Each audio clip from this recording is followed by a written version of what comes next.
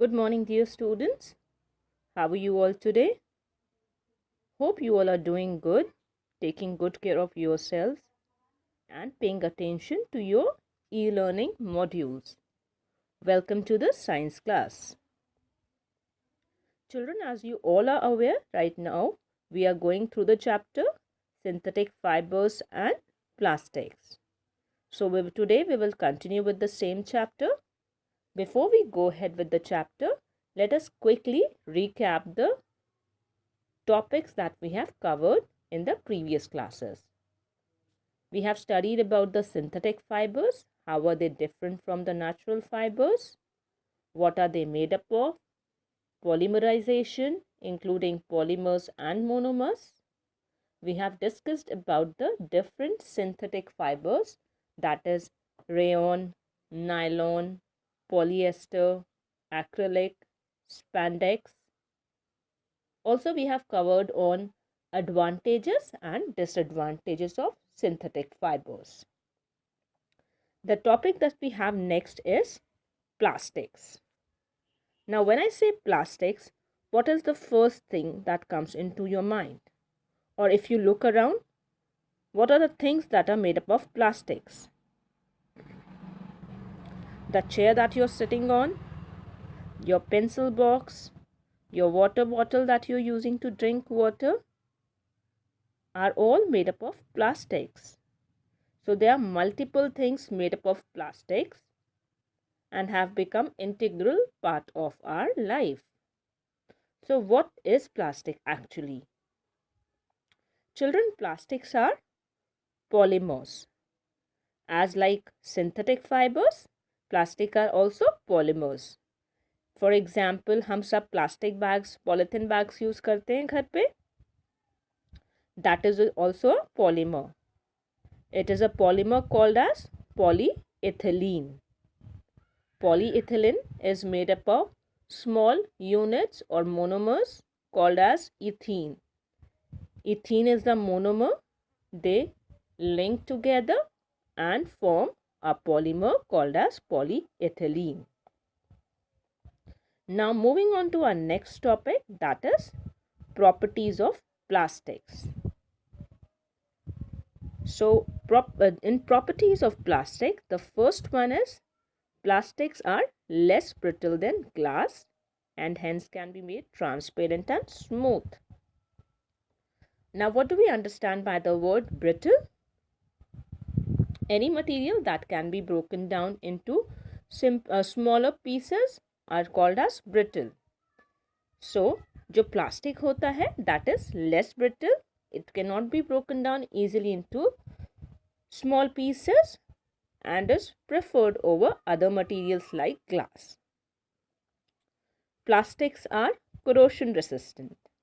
Plastic में किसी तरह का corrosion भी नहीं लगता है, किसी तरह का जंक नहीं लगता है. That is the reason they are called as corrosion resistant. Next property that we have for plastic is low electrical and thermal conductivity. Plastics are generally insulators, right? They don't conduct electricity, and or maybe some of them are bad conductors of electricity. So they show low electrical conductivity. Referring to thermal conductivity here, thermal is associated with heat. The word thermal is associated with heat. So the plastics allow very little or no heat to pass through them. आप सबने देखा होगा अपने घर में kitchen में अगर आप जाएं तो आपके घर में आप जो यूटेंसिल्स जो बर्तन होते हैं like pressure cooker, frying pan, उन सब के हैंडल्स प्लास्टिक से बने होते हैं. That is because plastics have low thermal conductivity. They don't allow too much or no more heat to pass through it. Next, the plastics are easily formed into complex shapes, structures, and can be formed into casted and joined. Yeah, so plastics are moldable. They can be molded into different shapes and structures. Plastics have wide choice of appearance, colors, and transparencies. This is one of the properties of plastics that makes it more affordable or more famous among the people. This is look wise, appearance wise, colors that it has, options available in plastic than any other material. And then plastics are lightweight but possess good strength and rigidity. Now let us take an example here. I have a wooden chair and I have a plastic chair. इसमें से कौन सी chair आप उठा के एक जगह से दूसरी जगह easily रख लेंगे? That will be the plastic one, right? So that's the reason. This is one of the property that makes plastic more usable. Plastic is lightweight and at the same time it is more stronger. Then plastic have low moisture absorption. It does not easily absorb water, and plastic is also heat resistant. So these were some of the properties of plastics. Moving on to our next topic, that is types of plastics. Plastics are classified into thermoplastics and thermosetting. If you look into the red boxes, plastics are classified into thermoplastics and thermosetting plastics. Now this is based upon the reaction of plastic to heat. When we talk about thermoplastics are the plastic which melt or become soft on heating, and they become hard when they are cooled. Thermoplastics are able to retain their plasticity, that is, they get soft on heating and become hard on cooling, even after they are repetitive heated and cooled. Two examples of thermoplastics are polythene and PVC. Polythene is the normal polythene bags that we use, and PVC, the full form of PVC is polyvinyl chloride. It is majorly used in plumbing pipes, flooring. These are some of the uses of PVC, and thermoplastics are used to make bags, toys, etc. Now, what are thermosetting plastics? Thermosetting plastics are the plastic which, when molded once, they cannot be softened or on heating. The two most popular examples of thermosetting plastics are Bakelite and melamine. As I mentioned earlier, आपके utensils के जो handles होते हैं, they don't get softened on heating. That's because they are made up of bakelite. Bakelite is an insulator and is used in making electrical switches and handles of various utensils. On the other hand, melamine is fire and heat resistant. It is used in making floor tiles, kitchenware and fire resistant fabrics. So that's about the types of the plastics. Now when we talk about plastic, can you tell me, are the plastics always helpful to us? As we all know that हमारे पास multiple चीज़ें होंगी plastic की जो हमारे लिए बहुत helpful हैं, पर क्या प्लास्टिक हमारे एनवायरनमेंट के लिए भी अच्छा है? We keep on hearing on TVs, debates में there are multiple arguments going on that plastic is harmful for our environment, correct? So why is it harming our earth? Before we go ahead and discuss this in detail, let me tell you something about biodegradable and non-biodegradable materials. So what are biodegradable and non-biodegradable materials?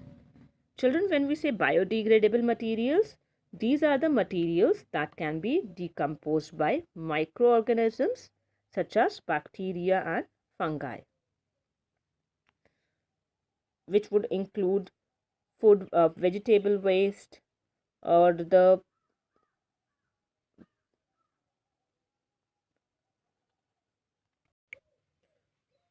paper, wood. These are some examples of the biodegradable materials. And when we say non-biodegradable material are those which cannot be decomposed by the action of microorganisms into simpler substances. Such type of waste is a matter of serious concern for all of us, as they cannot be decomposed and they remain as a waste on earth.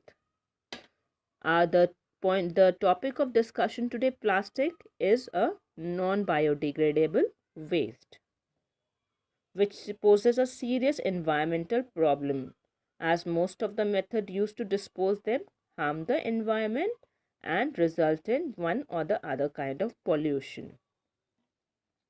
Let us discuss with some of the problems that are because of plastic as a non-biodegradable material. Most of the plastic waste that is being picked up by the rag pickers or as a waste, they go ahead and float in the water body and become a home for many disease causing germs, which result in spreading disease amongst the living things. The next point is burning of plastic waste. As we all know that plastic is non-biodegradable, the other option that we look for is, can plastic be burned so that it does not remain a waste for hundreds of years on earth? But children, burning the plastic is also not a solution, because when we burn the plastic, toxic gases are produced that pollute our air. Moreover, burning of the plastic consumes lots of oxygen. So burning of plastic is also not a option to dispose of the waste plastic. If the plastic waste is buried in the soil, it remains there for a long time and does not allow rainwater to seep through the ground. So the soil is not able to absorb the water properly, which results in the plant not getting the sufficient amount of water, and thus the plant's growth is affected. So how can we go ahead and dispose of the plastic waste? For that we have the answer as 3 R's, that is reduce, reuse and recycle. Reduce simply means to living more carefully so that we have less waste to get rid of. Avoiding waste is the preferable option of waste management. For example, using online materials, avoid using papers excessively. Then in reuse, it means to use the same item more than one time, preferably multiple times rather than disposing it off after one use. For example, the glass, which is non-biodegradable, it can be used for multiple purposes like decoration, or maybe used in the vases for decorating it. Coming to recycle, recycle means to process used materials into new products to save resources and energy. For example, papers can be used for wrapping up the presents. Used paper can be used for sketching or to do the, or waste paper can be used for calculation. So that is basically recycling. The plastics bag can also be replaced by using cotton or jute bags, which are reusable and biodegradable. As a result, the use of plastics bag will be reduced. Then recycling of plastic involves collecting, sorting and processing.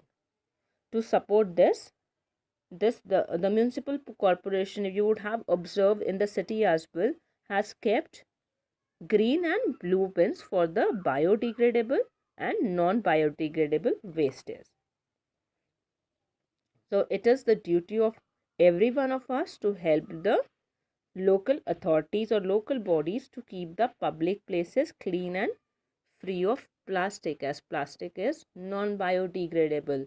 It will not get decomposed easily or automatically by the action of microorganisms. So children, in today's session, we have studied that what are plastics, what are the properties of plastics. Then we have also studied about the types of plastics, and we have seen how plastic is harmful for our environment. For any clarification or for any doubts, you can always reach me on my WhatsApp number. If you have the textbook, please read through it and enjoy e-learning. Thank you.